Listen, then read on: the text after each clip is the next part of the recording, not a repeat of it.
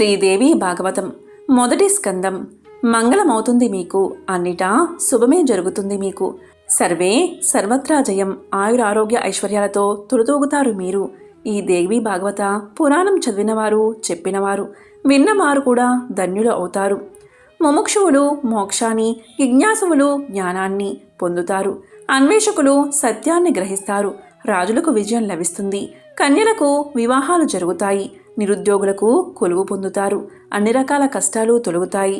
కరుణామయి ఆదిశక్తి మహామాయ భువనేశ్వరి శ్రీదేవి అయిన ఆమె చల్లని చూపులు సదా మీ మీద ప్రసరిస్తాయి. ఆ సర్వమంగళ సదా మీకు అండగా నిలుస్తుంది అంటూ నైమిసారణ్యంలో సూతుడు చెబుతూ ఉండగా సౌనకాది ఋషులు శ్రద్ధగా వింటున్నారు.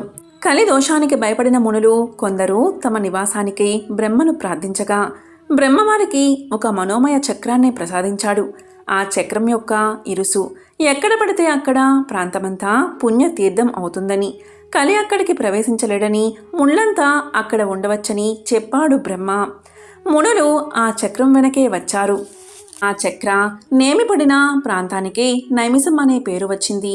అదే పరమ పుణ్యప్రదమైన తీర్థ ప్రాంతమైంది. ఆ నైమిసంలోని సౌనకాది ఋషులు నివాసాలు ఏర్పాటు చేసుకున్నారు. ఒకనాడు సూత మహర్షి విచ్చేశారు. అక్కడ ఋషులంతా ఆయనకు తగిన మర్యాదలు చేశారు. ఆయన సుఖాసనుడు అయ్యాక దేవి భాగవతం చెప్పమని కోరారు. సూతుడు సంతోషంగా చెప్తున్నాడు. మహర్షులారా, మన్వంతరాలలో ఇది 7వదైన వైవస్వత మన్వంతరం. ద్వాపరాలలో 28వ ద్వాపరం. ఈ యుగంలో మా గురువుగారైన సత్యవతి కృష్ణ ద్వైపాయనుల వారు వ్యాసుడయ్యాడు. ఈయనకు పూర్వం 27 వ్యాసులు అవతరించారు. వాళ్ళు కూడా వివిధ పురాణాలు రాశారు.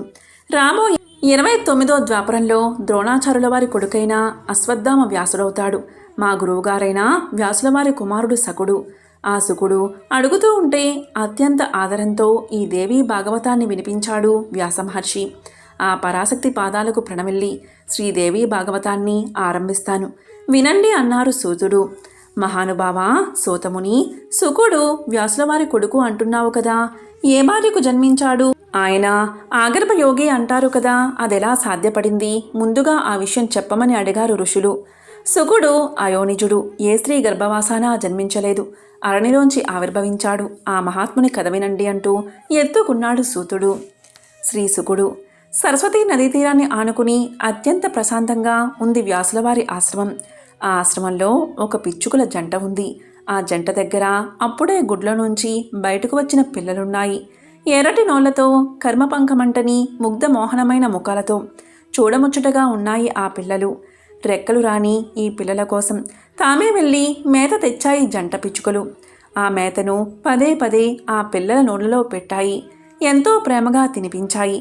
తమ ముక్కులతో వాటి మూతులు తుడిచాయి.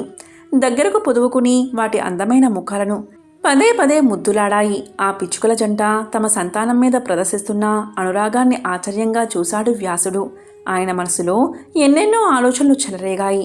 తమ సంతానం పట్ల పక్షులకి ఇంత ప్రేమ ఉన్నప్పుడు మనుషులకి ఉండడంలో చిత్రమేముంది? ముఖ్యంగా పుత్ర సంతానం వల్లనే కదా పున్నామ నరకం తప్పేది. కొడుకు వంశాన్ని నిలుపుతాడు.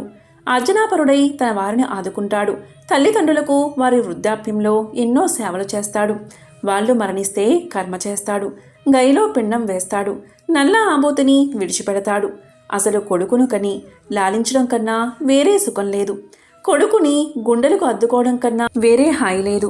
కొడుకును కన్నవాడు స్వర్గానికి వెళ్తాడని మనువు మొదలైన వారు చెప్పారు. పుత్రుడి వల్లే పుణ్యలోకాలు లభిస్తాయి. సంతానహీనుడు స్వర్గానికి వెళ్ళలేడని చెప్పారు. కుమారుణ్ణి కన్నవాడు అన్ని పాపాల నుంచి విముక్తి పొందుతాడు అని సనాతనులు హితవు చెప్పారు కదా. మరి కొడుకు లేకపోతే ఎలాగా? నాకా కొడుకు లేడు, నా గతి ఏమిటి? నాకు కొడుకుంటే బాగుండు, వెంటనే ఒక కొడుకును పొందాలి అనుకున్నాడు వ్యాసుడు. కొడుకును పొందడం కోసం తపస్సు చెయ్యాలి అనే తలంపుతో మేరుపర్వతం మీదకు వెళ్ళాడు. తీరా ఆయన అక్కడికి వెళ్ళేసరికి నారాయణ నారాయణ అంటూ చక్కా వచ్చాడు నారదుడు. ఆయన్ని చూడగానే అపరిమిత ఆనందం చెందాడు వ్యాసుడు. అర్ఘ్యవాద్యాది ఆతిథ్యాలు అన్నీ అయిన తర్వాత, నారద మహర్షి, నువ్వు త్రిలోక సంచారివి, అన్నీ తెలుసున్నవాడివి. ఒక మంచి కొడుకును పొందాలి అని వాంఛతో తపస్సు చేద్దామనుకుంటున్నాను. ఏ దేవుడి గురించి తపస్సు చెయ్యమంటావు అని అడిగాడు వ్యాసుడు. నారదుడు సన్నగా నవ్వాడు. లక్షణంగా పెళ్లి చేసుకో, ఆ భార్యతో సుఖపడు, పండంటి బిడ్డను కను, అంతేకాని పెళ్లి పెటాకులు లేకుండా కొడుకెలా లభిస్తాడు అన్నాడు నారదుడు. అందుకే కదా తపస్సు చేయడం. అదీ కాక ఇప్పుడు నాకు పిల్లను ఎవరిస్తారు? అదంతా అయ్యే పని కాదు. నా కోరిక మన్నించి కుమారుని ప్రసాదించగల దైవాన్ని చెప్పు, వారి గురించి తపస్సు చేస్తా అన్నాడు వేదవ్యాసుడు. సరే అయితే సర్వాంతర్యామి అయిన ఆ మహామాయ గురించి చెయ్యి అని సలహా ఇచ్చాడు నారదుడు. ఆవిడైతేనే నీ కోరిక నిమిషాల్లో తీర్చగలదు. ఎందుకంటావేమో, ఇప్పుడు నీకు వచ్చిన సందేహం లాంటిదే ఒకప్పుడు నాకు వచ్చింది. నువ్వు నన్ను అడిగినట్లే నేను మా నాన్న అయిన బ్రహ్మదేవుణ్ణి అడిగాను. ఆయన వాళ్ళ తండ్రి అయిన విష్ణువు చెప్పిన విషయాన్ని నాకు చెప్పాడు. అది చెప్తే నీకు అర్థమవుతుంది, విను అంటూ చెప్పసాగాడు నారదుడు. మాయామూలం జగత్సర్వం. ఒకసారి బ్రహ్మదేవుడు తన తండ్రి అయిన విష్ణుమూర్తిని దర్శించడానికి వెళ్ళాడు. అతను వెళ్ళేసరికి విష్ణు ఏదో ధ్యానంలో ఉన్నాడు. బ్రహ్మకి ఆశ్చర్యం వేసింది. ధ్యానం పూర్తయ్యేదాకా వేచి ఉండి అనంతరం తన అనుమానాన్ని బయటపెట్టాడు. నానా, నువ్వే జగత్పితవు, జగత్పతివి అని నమ్మి సర్వసృష్టి నిన్నే పూజిస్తుంది. అటువంటి నువ్వు ఎవరినో ధ్యానం చేస్తున్నావేమిటి? నిన్ను మించునది ఏముంది కనుక నువ్వు ధ్యానం చేయడానికి అని అడిగిన బ్రహ్మ ప్రశ్నకు నవ్వి దయాపూరితమైన వాక్కులతో చెప్పసాగాడు విష్ణువు. నిజమే, నన్ను మించి ఎవరూ లేరు అని అందరూ అనుకుంటూ ఉంటారు, కానీ నేను వాళ్ళల్లా అనుకోలేకపోతున్నాను. ఆధారం లేని ఆదాయం ఉండదని నీకు తెలుసు కదా. నేను ఉన్నాను అంటే నాకు ఏది ఆధారం? ఈ పాము పక్కే కదా. అలాగే ఈ శేషుడు నీటి ఆధారంతో నిలబడి ఉన్నాడు. నీటికేది ఆధారం? ఇలా ఆలోచిస్తూ పోతే నీకన్నా నాకన్నా అతీతమైనది మరొకటి ఉందని అనిపించడం లేదు. అదే ఆదిశక్తి. నన్ను మించింది మరొకటంటూ లేకపోతే నేనెందుకు అవతారాలు ఎత్తుతాను? చేపలాగా, తాబేల్లాగా ఎలా పడితే అలా హీనయోనుల్లో పుట్టడానికి నాకేం అవసరం? ఇదంతా ఆ శక్తి చలవే. నీకు మాత్రం తెలియదు. అప్పుడోసారి నా తల దిగి పడిపోతే మీరంతా గుర్రంతల అతికించారు. అప్పుడు నువ్వు కూడా మహామాయ అయిన దేవినే ధ్యానించావు. మర్చిపోయావా? విష్ణు చెప్పిన చివరి ముక్కలు విని నాలుక కరుచుకున్నాడు నలినగర్భుడు. అవునవును, మర్చిపోయాను, క్షమించు అని తండ్రికి చెప్పి తాను కూడా ఆ దేవీ లీలల్ని తలుచుకుంటూ తన తామర పువ్వు మీదకు వెళ్ళిపోయాడు. నారదుడు చెప్పిందంతా విన్న వ్యాసుడు సంతోషించాడు. నారదుడు వెళ్ళిన తర్వాత ఒక సుముహూర్తాన శుచిమంతుడై ఆ పరాశక్తి గురించి తపస్సు ఆరంభించాడు. ఓ సూత మహర్షి, సుధా మధురమైన నీ మాటలకు అంటూ వస్తున్నా అనుకోకు. ఇందాక ఏదో విష్ణువు తల తెగిందని, గుర్రం తలకాయ అతికాలని అన్నావు. అదేదో చాలా వింతగా ఉంది. దయచేసి ఆ కథ వినిపించు అన్నారు ఋషులు. ఎంత మాట!